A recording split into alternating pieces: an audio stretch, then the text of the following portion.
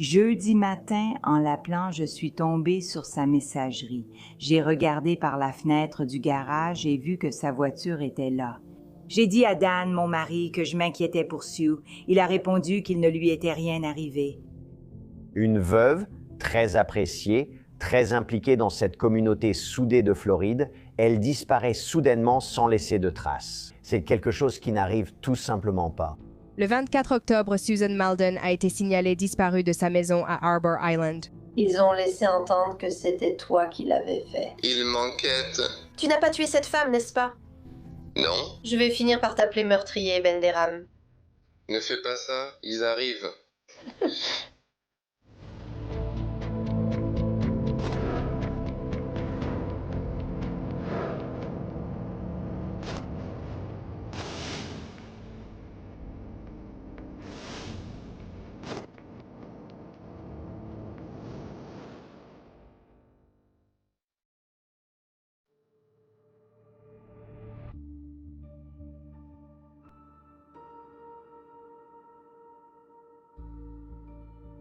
La proche amie de Susan Malden, Phyllis Yates, s'était rendue chez elle et avait remarqué que son véhicule était toujours dans le garage. La télévision était allumée, mais Susan introuvable. Le mari de Phyllis a utilisé la clé de Susan pour ouvrir la porte et entrer. Lorsqu'il a déverrouillé la porte et l'a ouverte, la chaîne ou le verrou en haut était toujours en place, donc il a dû passer la main à l'intérieur pour déverrouiller la chaîne. Et quand il est entré, il a vu que son lit n'était pas fait. Ce qui n'était pas dans les habitudes de Susan Mona, elle était très méticuleuse dans la façon dont elle tenait sa maison. Inquiets, ils ont alors appelé le bureau du shérif. Quand nous sommes arrivés pour la première fois, nous avons commencé à évaluer la scène. Nous avons remarqué quelques éléments qui semblaient déplacés, notamment le cadre photo accroché au mur, quelques figurines et une table qui était de travers dans le salon, ainsi que de l'eau dans l'évier de la salle de bain principale. Suzanne faisait des travaux chez elle, donc un peu de désordre était normal. Mais Phyllis connaît son amie mieux que quiconque. Elle n'aurait pas laissé sa maison dans cet état. Nous avons remarqué qu'elle avait installé un bureau chez elle dans une pièce près de la salle de bain démolie. Ils ont remarqué que l'ordinateur portable de Malden manquait, ainsi que son téléphone.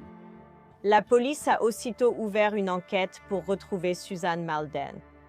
Susan Malden semble s'être volatilisée sans laisser de traces. C'est tellement étrange. Les enquêteurs, ils discutent aussitôt avec ses amis et voisins pour mieux la connaître. Susan Malden, veuve britannique de 65 ans, vivait à Fleming Island, Floride, lors de sa disparition. Bien qu'elle n'ait pas de proches parents vivant à proximité, elle avait un cercle d'amis très soudé. Susan était très sociable et membre de plusieurs clubs, surtout du club britannique où elle était une figure importante. Tout le monde l'aimait là-bas. Elle était une fan des Jacksonville Jaguars. Ses amis la décrivaient comme extravertie, pétillante, avec une grande personnalité. Du point de vue d'un détective, la première chose à faire dans une enquête pour disparition est d'écarter la possibilité que la personne soit simplement partie en voyage sans prévenir personne. Il était donc utile d'apprendre de ses amis qu'elle était une personne d'habitude. Elle parlait régulièrement avec des gens, donc c'était totalement inhabituel qu'elle disparaisse soudainement, sans parler à personne, ni répondre aux appels. En fait, elle devait aller chez le médecin ce jour-là, mais elle a aussi manqué ce rendez-vous, ce qui ne lui ressemblait pas. Les enquêteurs recontactent Phyllis Yates, l'amie de Susan Malden qui avait signalé sa disparition. Sue et moi nous retrouvions généralement chaque mercredi chez elle et chaque semaine, elle me donnait des nouvelles de lui. Je l'appelais Jack Rabbit, d'accord. Que vous a-t-elle dit sur ce fameux charter? Dan et moi, on ne connaît pas du tout Corey. On ne le distingue pas d'un inconnu. On sait juste qu'il a la quarantaine et qu'il est costaud. On ne connaît pas cet homme. Un point clé de l'entretien de Yates avec la police est qu'elle a évoqué les problèmes de Malden avec son entrepreneur, Corey Benderam. Susan a conclu un contrat avec Corey Benderam, donc elle l'a engagé. Il a demandé un acompte, elle lui a donné environ 12 000 un peu plus. Alors il a pris cet argent. Il a démoli sa salle de bain, et quand je dis démoli, il a arraché les plaques de plâtre jusqu'au montant, enlevé les toilettes, le lavabo et les placards, puis il a tout laissé là. Et chaque fois qu'elle essayait de le faire revenir pour finir le travail, il avait toujours une excuse. Chaque fois qu'il était censé venir le lundi, il lui envoyait toujours un message avec une nouvelle excuse. Suzanne était extrêmement méticuleuse et soucieuse du détail dans ses interactions avec les gens. Et elle avait un calendrier où, à chaque fois qu'elle parlait à Corey, elle notait la date, l'heure et ce qu'il disait. Par exemple, sa sœur est décédée et il a dû aller dans un autre état pour ramener son corps lui-même. Il est tombé de son camion, s'est blessé à l'épaule et a dû aller à l'hôpital. Il trouvait toujours une excuse pour ne pas revenir travailler, ce qui l'a frustré.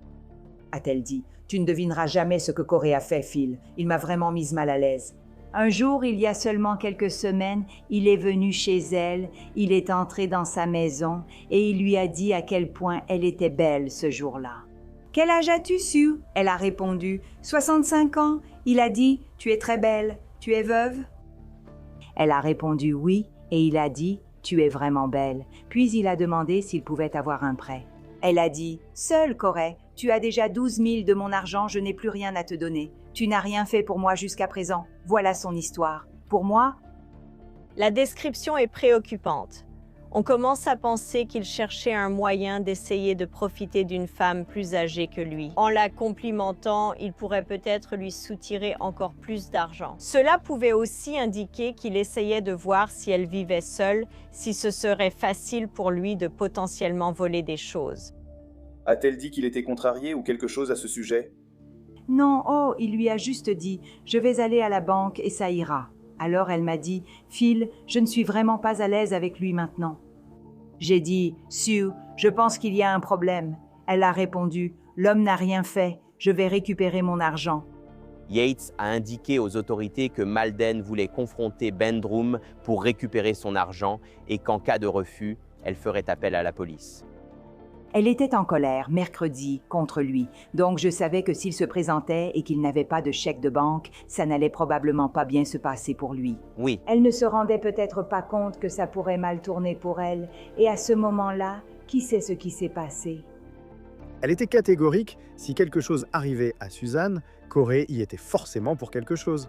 Je cherche mon amie et je prie Dieu. Je prie pour qu'elle revienne vivante. Si elle m'en veut parce que j'ai demandé à quelqu'un d'accompagner Lou, je la prendrai dans mes bras, pleurerai avec elle, puis la giflerai car je serai en colère. Un bon ami agit comme toi. Oui. Et si elle se mettait en colère pour ça, tu sais quoi? Je peux accepter qu'elle ne soit plus mon amie tant que je la ramène saine et sauve. Exactement après avoir parlé avec Phyllis Yates, les enquêteurs approfondissent immédiatement leur enquête sur l'entrepreneur de Suzanne. Corey Benderham était un habitant local du comté de Clay. Il y a grandi, il est allé au lycée là-bas, il avait beaucoup d'amis. La femme de Corey, Cassidy, et leurs 2 filles, d'après tout le monde, menaient une vie américaine normale et ordinaire dans la petite ville du comté de Clay. Elle travaillait pour CSX. Il était entrepreneur indépendant. Les enfants réussissaient à l'école, ils vivaient dans un quartier aisé, s'entraidaient et tout allait bien. Comment ça va? Je voulais juste faire un suivi avec toi. Avec quelques questions. D'accord. Je veux dire, je vais répondre à ta question. Oui, je veux dire. Je sais de quoi il s'agit. De quoi s'agit-il? Et Sue? Les détectives sont venus samedi chez moi et m'ont interrogé sur Sue car je l'avais contactée la semaine dernière. Elle est apparemment toujours disparue. Oui, elle est toujours portée disparue. Aussi. Nous sommes inquiets pour elle et je veux t'en parler. Quand l'as-tu vue pour la dernière fois? Il n'y en a plus là-bas. Vers 8 heures. Ce contrat est arrivé en plus pour elle. J'ai fait une démonstration du chat. Elle a mis 1 mois et demi à choisir. Elle l'a acheté. Je suis allé le récupérer. Ensuite, il a fallu parler de la baignoire, des accessoires et tout ça. Elle n'arrivait tout simplement pas à prendre une décision. Il a dressé un portrait selon lequel Suzanne était une cliente extrêmement difficile avec qui travailler, qu'elle changeait d'avis tout le temps, un tableau complètement opposé à celui que Suzanne avait présenté. À Phyllis sur ce qui se passait, avançons vite. Je prenais des missions, elle était frustrée et je ne pouvais pas arrêter. Elle était prête. Finalement, il valait mieux pour nous deux que je lui rende son argent et reprenne ma route. Elle pouvait chercher autre chose. Voilà la conversation. Donc on a fait les papiers, je lui ai fait un chèque et j'avais encore quelques affaires là-bas. J'avais un sac à outils avec des outils de plomberie, je l'avais, puis avec quelques cartes de plomberie. Alors j'ai chargé ça dans mon camion. Il a chargé tout ça à l'arrière de son camion, puis il est parti et c'était la fin. La dernière fois qu'il l'a vue, elle allait parfaitement bien.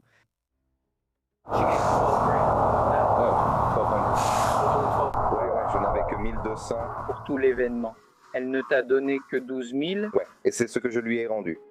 Les forces de l'ordre, informées par Phyllis Yates que le contrat coûtait 12 000, ont trouvé étonnant que Bindrum lui ait remis un chèque de 1200 en affirmant que c'était tout.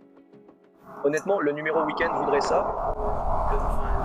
Tu es la dernière à lui avoir parlé. Termine ça. Si je ne coche pas cette case, quelqu'un dira « Oh, Qu'est-ce que c'est? Il répare cette case? Regarde. s'il y a quoi que ce soit. » Ça ne me dérange pas. C'est une femme très charmante.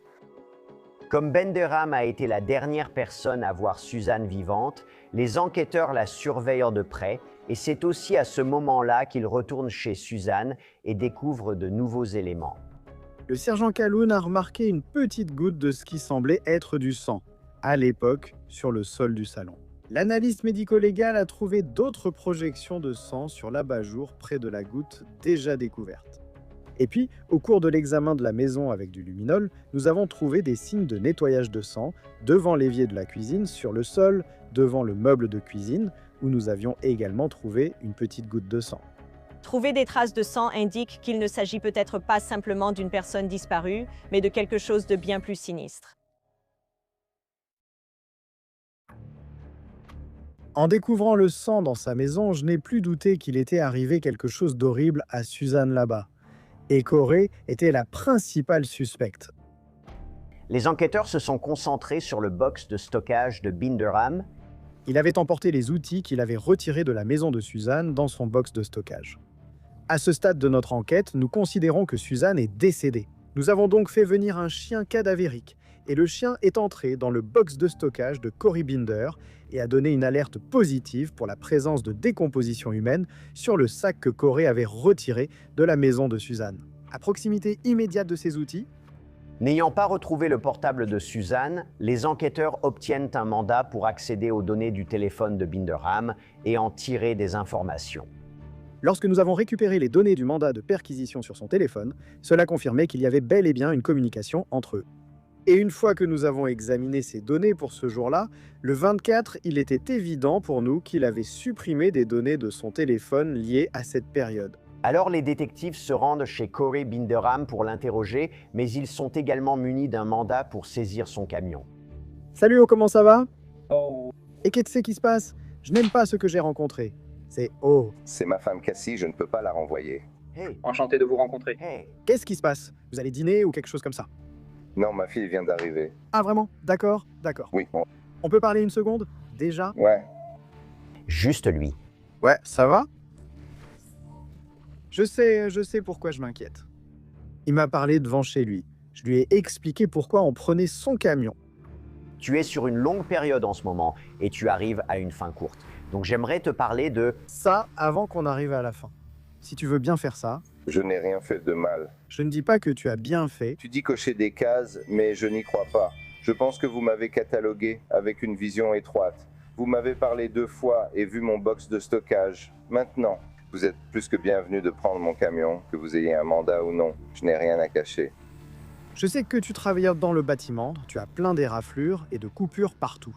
L'autre jour, j'ai vu que tu en avais une récente à l'intérieur du bras, juste au-dessus de ton tatouage. Ça vient d'où?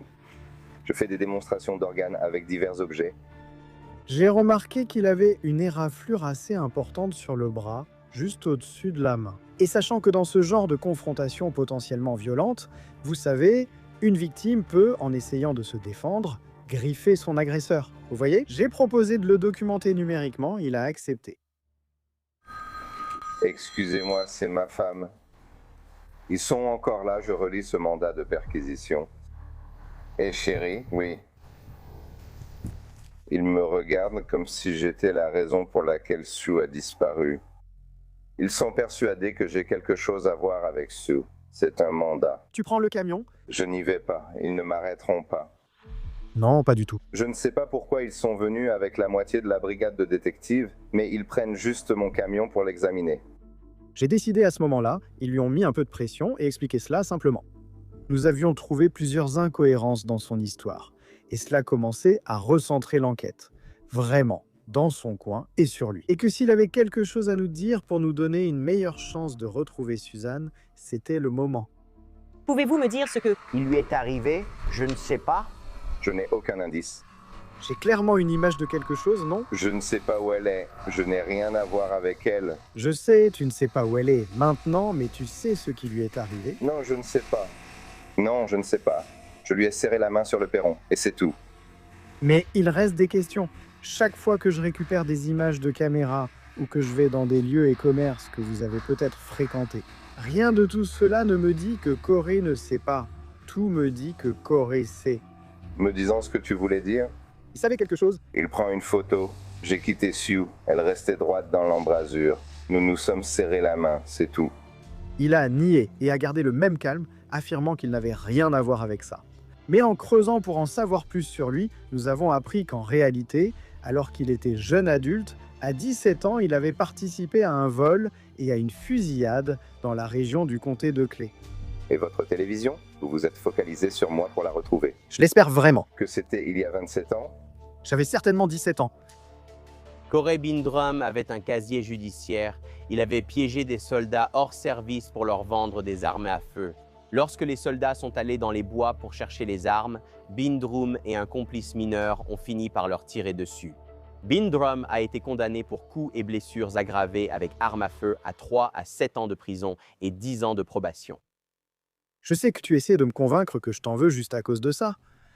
Parce que tu as fait une bêtise quand tu avais 17 ans, avant même que je sache que tu avais fait une bêtise. À 17 ans. J'avais déjà plusieurs choses qui me sautaient au visage. Je te dis que je ne suis pas là parce que tu as fait une bêtise à 17 ans. Je suis là à cause de ce qui s'est passé entre vous deux. C'est pour ça que je suis là. Tu sais, tu m'as menti, n'est-ce pas, quand on a parlé mardi de ce que tu as dit. Tout ce que tu lui devais, c'était 1294,54 et c'est le chèque de sculpture que tu m'as montré, daté du 10/24. C'est le chèque que je lui ai fait pour la rembourser. Tu lui devais 12 000 et j'ai tous les chèques qu'elle t'a fait. Il y en a 3. Ainsi que sa liste précise de l'argent qu'elle t'a donné. Nessa. Pourquoi mentir là-dessus? 1200, c'est très différent de 12 000. Non, 1200. Donc tu restes catégorique, même si je te dis que j'ai les chèques qui prouvent qu'elle t'a donné 12 000, tu dis qu'elle était d'accord avec ça. Jeudi, lors de votre discussion, elle a dit « D'accord, je te laisse faire ». Pourtant, bien des signes montraient qu'elle en avait assez et avait terminé. Tu devais lui donner de l'argent liquide ou un chèque, sinon elle te poursuivait et te dénonçait. Je vais passer un super week-end maintenant. D'accord, désolé d'avoir gâché ça. Prends soin de toi, mon pote. Corey Bindrum n'est pas content d'être le suspect numéro 1 dans cette enquête. Et, chose étrange, après que les détectives aient saisi son camion, il disparaît complètement de leur radar. Le fait que Corey Bindrum disparaisse après la saisie de son véhicule indique potentiellement que Corey Bindrum a quelque chose à cacher. Cassidy m'a contacté et m'a dit que Corey avait quitté la ville et qu'elle n'avait aucune idée d'où il se trouvait. Il ne répondait pas à ses appels téléphoniques. Et notre enquête nous a mené à un rapport selon lequel Corey était suspecté d'un vol à Jacksonville. Le client a fourni des informations selon lesquelles Corey était entré chez lui. Il a volé un chèque, falsifié le chèque, pour 5 000 imité la signature du client, encaissé le chèque, puis s'est enfui. Floride. Les détectives du shérif du comté de Clay ont identifié une personne d'intérêt dans la disparition d'une femme de Fleming Island. Le 24 octobre, Susan Malden a été signalée disparue de son domicile à Arbor Island. Au cours de l'enquête, il a été déterminé qu'elle était portée disparue et en danger. Tout d'abord, merci beaucoup d'avoir regardé cet épisode. Nous avons vraiment mis beaucoup de travail dedans et laissez-moi vous dire, comme nous sommes constamment en train de courir pour assembler ces épisodes de crimes majeurs. Je dois mentionner quelque chose qui facilite le quotidien. Upside, notre sponsor. Vous allez peut-être aimer. Cette application vous permet de récupérer de l'argent sur vos achats quotidiens comme l'essence, les courses ou la nourriture. Facile à utiliser et gratuite, je l'utilise pour faire le plein ou en supérette. Je l'utilise pour un encas. C'est du vrai cashback. Après achat, l'argent arrive sur Upside et se transfère sur votre compte bancaire. Voilà comment faire. Vous téléchargez l'application Upside gratuitement, vous achetez ce que vous aviez prévu d'acheter, vous payez normalement avec une carte de débit ou de crédit, vous faites une demande dans l'application et voilà, de l'argent vous revient. Pour savoir combien vous pouvez économiser avec Upside, cliquez sur le lien dans la description ou scannez le code QR à l'écran. Utilisez le code promo PRIMECRIME pour obtenir 25 centimes de plus par gallon lors de votre premier plein. Monsieur Bindrum a collaboré à l'enquête sur les cours, mais il a récemment quitté la région sans explication et sa localisation reste inconnue.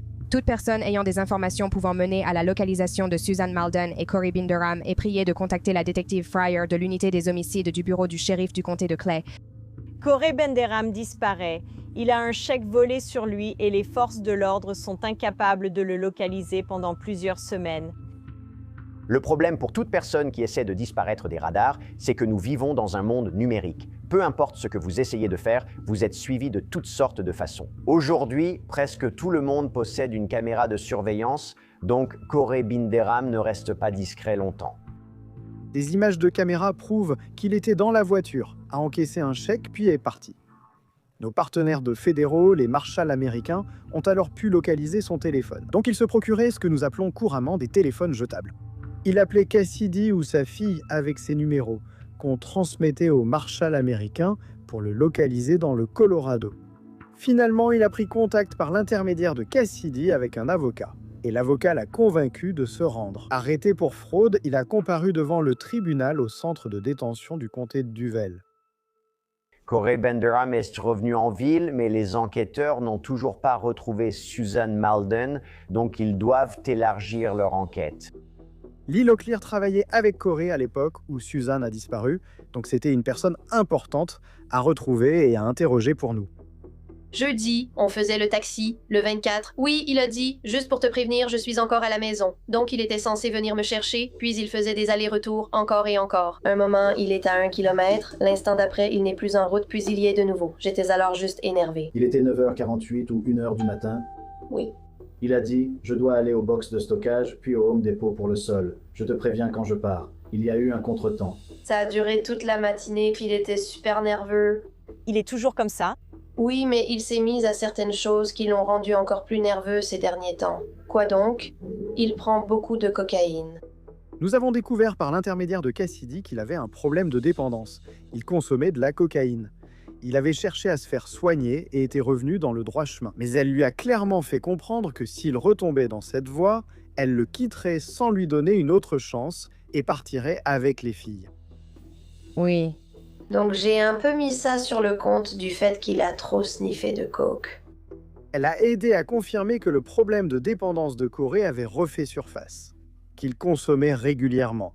Il se comportait de façon étrange et décalée. Mais il y a une chose en particulier, dit Lee, qui attire l'attention des enquêteurs. Il m'a dit que si jamais il devait tuer quelqu'un et qu'il devait faire quelque chose du corps, il le jetterait à un endroit précis. Tu te souviens avoir dit ça? Et quel était cet endroit? La décharge? Raconte-moi toute l'histoire à nouveau. Alors, on est allés à la décharge et on déchargeait des trucs. Et j'ai juste plaisanté, je faisais de l'humour à ce sujet. J'ai dit « Oh, ce serait l'endroit parfait pour se débarrasser d'un corps. » Et il a répondu « Oui, c'est l'endroit parfait pour se débarrasser d'un corps. » Et puis on a un peu plaisanté et rigolé, tu sais, ce n'était pas sérieux. Tu te rappelles où vous êtes allés dans la décharge? On va toujours au même endroit, ce grand bâtiment, en arrivant. Dedans? À la balance, tu vois que tous les entrepreneurs y vont pour les plaques de plâtre, la moquette et la peinture. C'est comme des déchets de chantier. Oui, c'est ça, on va toujours au même endroit réservé.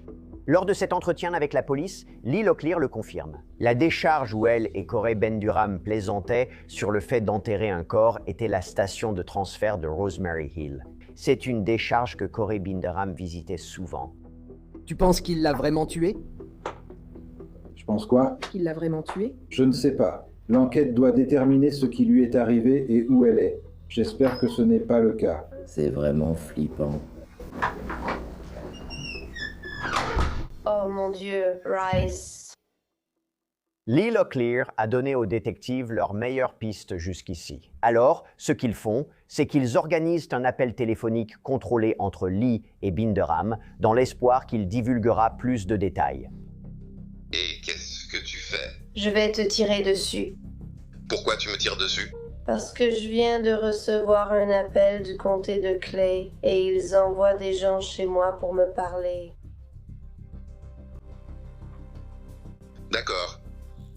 Donc, je ne sais pas quoi dire.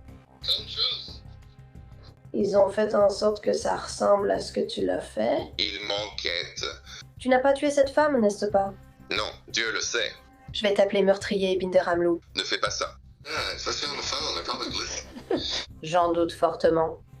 Il me demandait sur quel chantier j'ai travaillé avec toi et quels matériaux ont été utilisés. J'avais, tu sais, un sac à l'arrière de mon camion, tu vois, mais c'est tout le même matériau, c'est de l'isolation. Et il n'arrêtait pas de me poser des questions sur le béton, encore et encore. Le béton. Oui.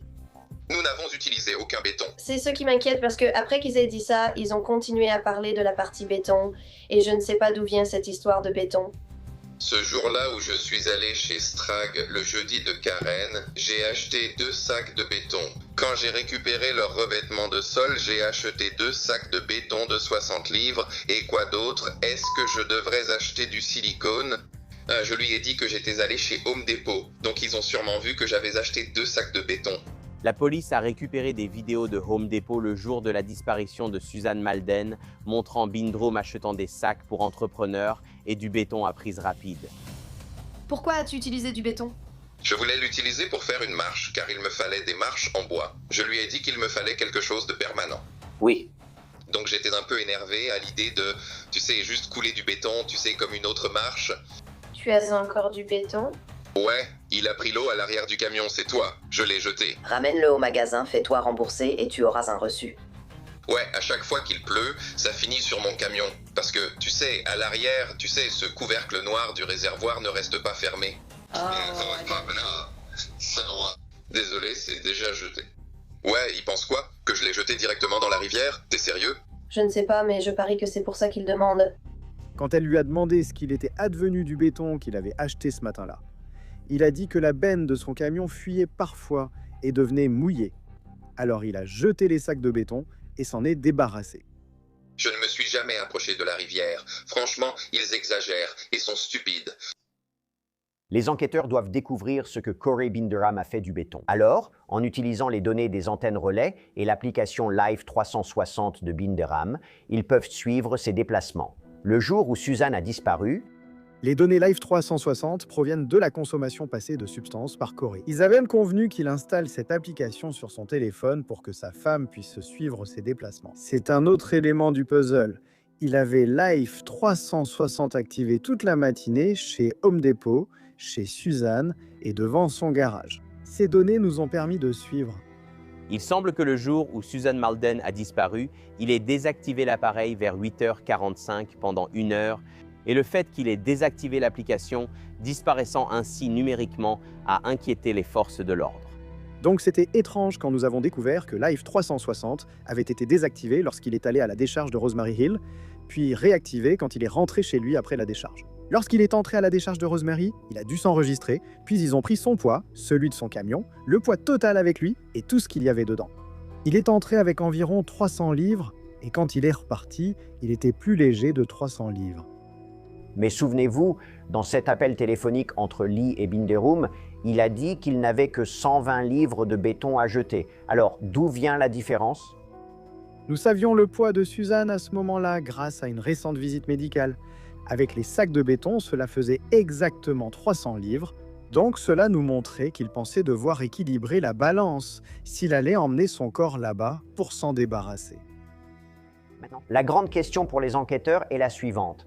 Si nous supposons que les déchets que Corey a jetés contiennent à la fois le béton et les restes de Suzanne, où se trouvent-ils exactement? Maintenant, nous sommes capables de cibler et d'identifier où se trouvent potentiellement ces restes. Je suis allé à Folkestone, en Géorgie, sur l'île de Chester, et j'ai coordonné avec le FBI la recherche des restes de Suzanne à la décharge de l'île de Chester, la zone visée. Il disait qu'elle faisait la taille d'un donjon de baseball. Mais honnêtement, elle m'a semblé bien plus grande. C'est si haut qu'en arrivant, on ne voyait même pas le sommet. Les forces de l'ordre ont fouillé environ 7600 tonnes d'ordures pour retrouver le corps de Suzanne Malden. D'après les informations que nous avions reçues à l'époque, aucune agence n'avait réussi à retrouver entièrement des restes humains dans une décharge. Donc, il n'était pas clair pour eux s'ils retrouveraient un jour le corps de Suzanne Malden. 9 jours s'étaient écoulés et nous n'avions rien trouvé. Vous savez, on commence à se sentir un peu découragé et à penser qu'on ne trouvera rien, surtout quand il ne reste plus qu'un jour. Ils savaient qu'ils cherchaient Suzanne Malden, mais ignoraient l'état de son corps. Ils devaient donc examiner tout ce qu'ils trouvaient, quelle qu'en soit la taille. J'étais en bas en train de faire mes recherches et j'ai reçu un appel pour monter sur le pont supérieur. Et c'était assez important. Je pouvais l'entendre dans leur voix.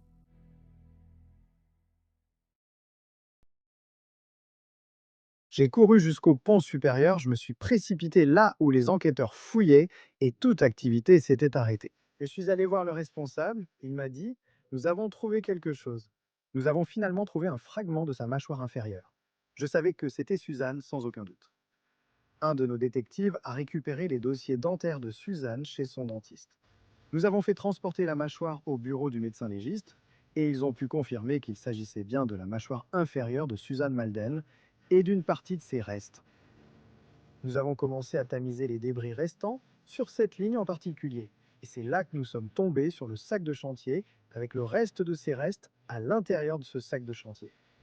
Bien en évidence, sur les sacs se trouvait le même logo que celui des sacs que Corey avait acheté ce matin-là avant de se rendre chez Suzanne.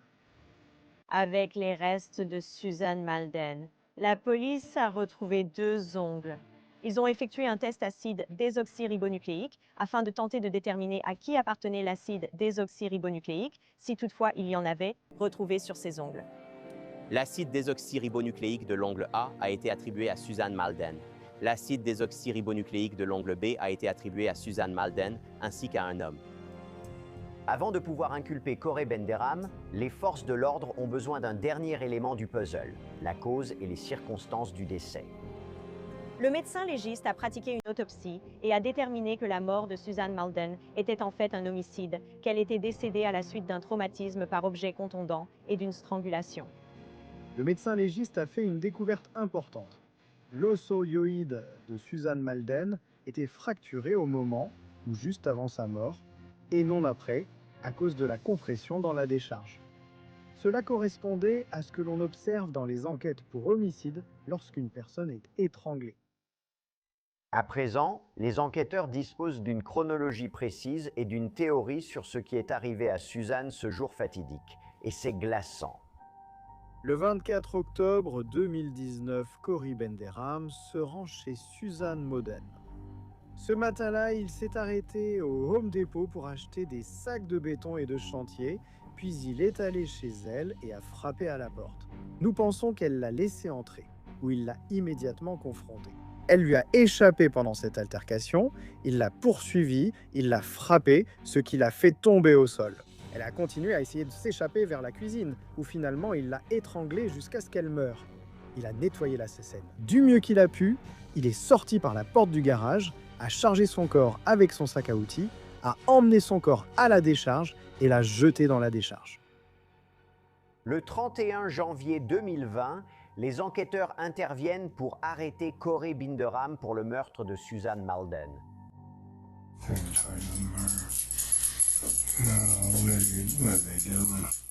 Corey était en fait déjà incarcéré à la prison du comté de Duval pour fraude. Nous sommes donc allés directement le rencontrer dans la salle d'interrogatoire et lui avons signifié qu'il était arrêté pour le meurtre de Suzanne Malden. On est allé droit au but. Vous avez suggéré que j'avais une vision étroite, mais ce n'était pas le cas. Nous savons ce que vous avez fait. Nous avons retrouvé Suzanne, nous la ramenons, et vous serez inculpé de meurtre et de falsification de preuves, pour commencer. Je sais que ça fait beaucoup d'un coup, mais évidemment, vous le saviez depuis le début, vous attendiez juste que ça arrive. Je suis sûr que non, pas du tout. Je suis sûr que vous connaissez ce processus, comment ça se passe à partir d'ici. Oui, je vais vous le dire, je ne dirai rien. Tu vas encore t'énerver. On a gagné, on a retrouvé son corps, tu es accusé. Je n'ai rien à voir avec ça. Nous avons exploré plusieurs pistes dans cette enquête pour essayer de déterminer s'il existait d'autres scénarios potentiels où quelqu'un d'autre aurait pu être impliqué. Et toute notre enquête nous a ramené à Corey Benderam. Ce à quoi je pense, c'est que je veux savoir pourquoi. C'est ce qui m'empêche de dormir la nuit. Je veux juste savoir pourquoi, parce qu'à ce stade, on est au-delà de tout ça. Si tu l'as fait, c'est une chance. Ce qui compte maintenant, c'est pourquoi, et je vais le découvrir. Ce sera à toi de décider, mais j'aimerais vraiment en parler avec toi un jour. D'accord. T'as des questions pour moi? Je n'en ai pas. Bonne chance. Presque 5 ans après que Suzanne Malden a été signalée disparue pour la première fois, c'est à ce moment-là que Corey Benderam est enfin jugé pour son meurtre. Monsieur Binderham est accusé de meurtre au premier degré, cambriolage avec violence et falsification de preuves. L'accusé a plaidé non coupable, donc vous devez le présumer innocent. Maintenant, les enjeux ne pourraient pas être plus élevés en Floride, car s'il est reconnu coupable du meurtre de Suzanne, Corey Binderham risque la peine de mort. Je veux partager un secret utilisé ici à Law & Crime qui pourrait vraiment vous aider. Notre sponsor, Truthfinder, est le service de recherche dans les dossiers publics que nous utilisons pour enquêter sur les personnes impliquées. Une ressource très utile. Vous entrez un nom, vous obtenez des informations d'adresse, vous obtenez l'historique criminel, et laissez-moi vous dire ceci, cela peut vraiment vous rassurer. Truthfinder est l'un des principaux services de recherche de dossiers publics aux États-Unis. Un abonnement payant permet d'accéder sans limite à des rapports sur presque toute personne. Cela inclut aussi la recherche de délinquance sexuelle dans votre région. Restez informé et en sécurité. Consultez les dossiers publics sur Truthfinder Now via truthfinder.com, LC Prime Crime.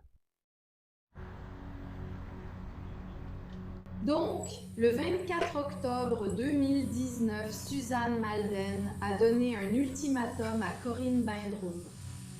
Rends-moi mon argent ou il y aura des conséquences. Et le 24 octobre 2019, Suzanne Malden a disparu parce que ses mots allaient faire s'effondrer la vie de cet accusé.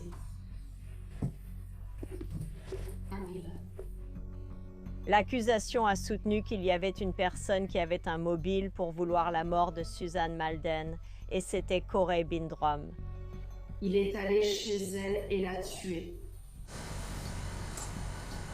Et ensuite, il l'a jetée comme une ordure. Elle pensait qu'elle était au bout de tout. Ces actes commis par cet accusé seront clairs pour vous. Et l'autre évidence, c'est sa culpabilité pour les faits reprochés.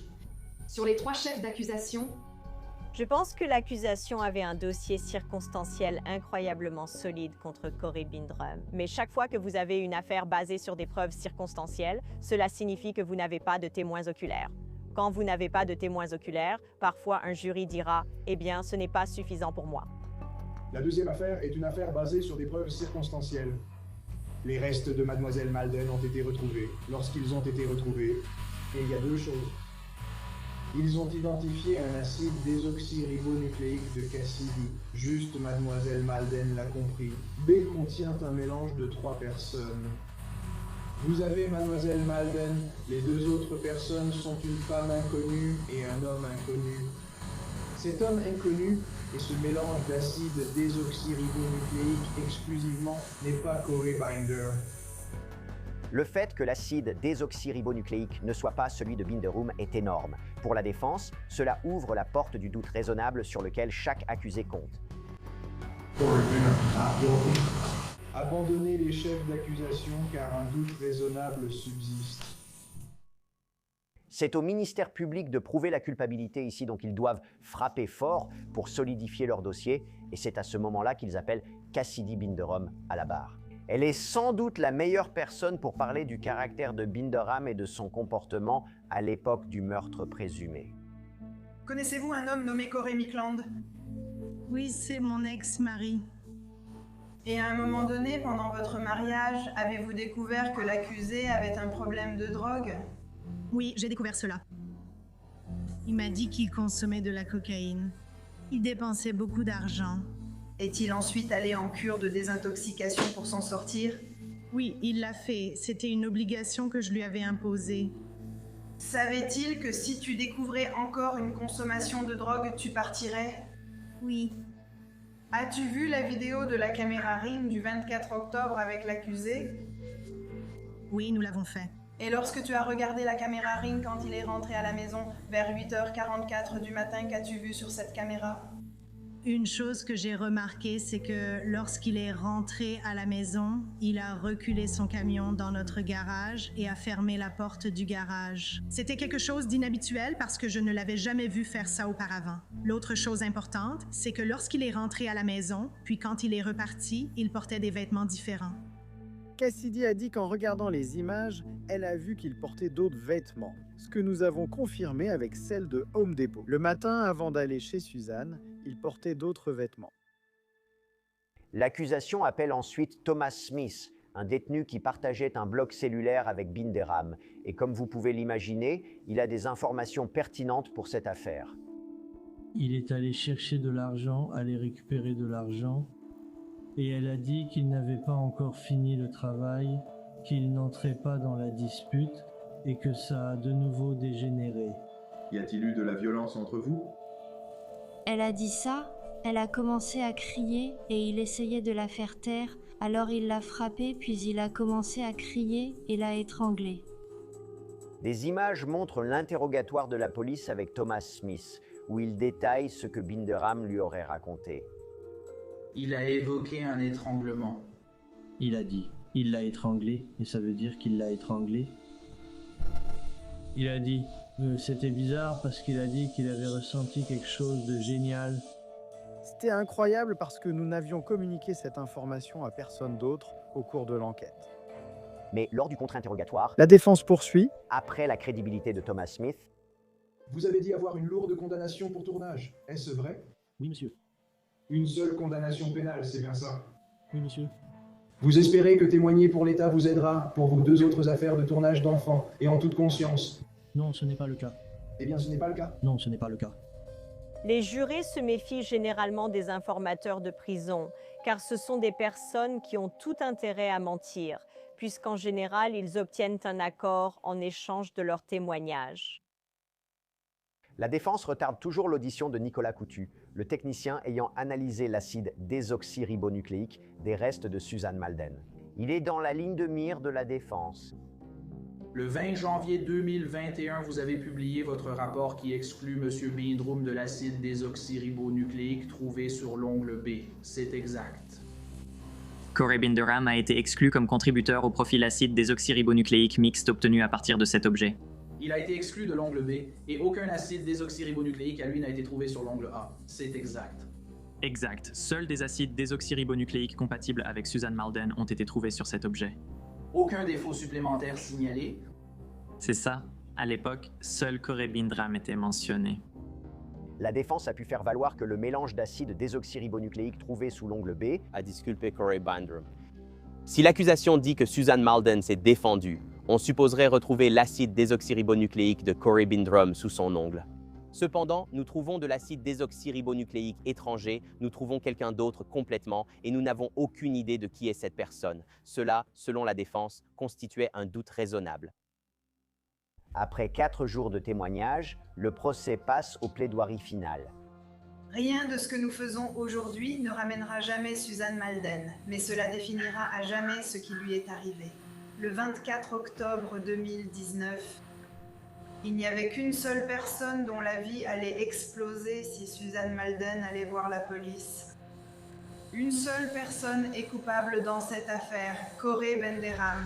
Nous vous demandons de le déclarer coupable des 3 chefs d'accusation. Corey Binderam n'a pas poignardé Suzanne Malden. La preuve en est l'acide désoxyribonucléique étranger retrouvé sous l'ongle de Suzanne Malden. L'ongle et les 2 ongles ne contenaient aucun acide désoxyribonucléique de Corey Binderam. Parce qu'il ne l'a pas attaqué, il ne l'a pas tué. Ce qui s'est vraiment passé ici, c'est que les forces de l'ordre sont parties d'une image de Corey Binderam et ont fait en sorte que leur enquête corresponde à cette image. Ces doutes raisonnables proviennent de contradictions, du manque ou de la nature des preuves. Nous vous demandons de déclarer M. Binderam non coupable de toutes les accusations. Ce procès a présenté des arguments très solides des 2 côtés. Mais la vérité, c'est qu'on ne sait jamais ce qui va marquer le jury. Et après seulement 4 heures de délibération, ils sont revenus avec leur verdict. Steve Florida contre Coralie Winderman. Aucun des jurys n'a déclaré l'accusé coupable de lui avoir personnellement fait du mal, comme cela était reproché dans l'acte d'accusation. Aucun jury n'a jugé l'accusé coupable d'avoir plaidé coupable ou de falsification de preuves à Berkeley, comme le mentionnait l'acte d'accusation. Alors, que Dieu vous protège tous. Après sa condamnation pour meurtre au 1er degré, Corey Bennett a eu son procès où le jury devait déterminer si la peine de mort était justifiée ou non dans cette affaire. Dans un vrai retour en arrière, l'accusation fait appel à Phyllis Yates. Rappelez-vous, c'est elle qui a essentiellement lancé toute cette enquête et elle prononce une déclaration sur l'impact de la victime, au nom de Suzanne. Je suis reconnaissante. Maintenant, justice est rendue. Nous allons désormais nous accrocher aux souvenirs que nous avons construits avec Suzanne Malden en décembre 2006 à travers mon dernier déjeuner debout avec ma meilleure amie le 23 octobre 2019. J'ai hâte de retrouver mon amie spéciale au paradis. Sue a été une véritable bénédiction pour Dan et moi et une telle joie dans notre vie. Connaître Sue, c'était aimer Sue. Maintenant, avant que le jury ne se prononce sur sa peine, l'avocate des victimes, Léa Wilson, lit une lettre des filles de Corey Binderham. Chers membres du jury et honorable tribunal, nous nous appelons Bailey et Megan Binderham. Nous sommes les filles de Corey Binderham. Nous n'imaginons pas papa faire du mal à quelqu'un. Il a toujours été un père protecteur et aimant pour nous tout au long de notre vie. Nous aimons énormément notre père et nous vous demandons de faire preuve de clémence lorsque vous examinerez sa peine. Le jury délibère pour décider si Corey Binderham sera condamné à la perpétuité sans libération conditionnelle ou à la peine de mort. Mesdames et messieurs, je comprends que le jury est parvenu à un verdict concernant la recommandation de la peine. Le président du jury, l'accusé Corey Lewis Binderham, doit être condamné comme suit. Réclusion à perpétuité sans possibilité de libération conditionnelle. 5 peines de mort, 7. Le jury a voté 7 pour la peine de mort, 5 pour la perpétuité. En Floride, la peine de mort exige au moins 8 voix. Ce n'étant pas le cas, il a écopé de la prison à vie sans libération conditionnelle. Nous avons obtenu justice pour Suzanne Malden et tenu Corey Binderham responsable de ses actes. Et ce que je retiens le plus de l'enquête sur Suzanne Malden, c'est on ne sait jamais à qui on a affaire au quotidien et il est toujours important d'essayer de vérifier les personnes que l'on autorise à entrer chez soi.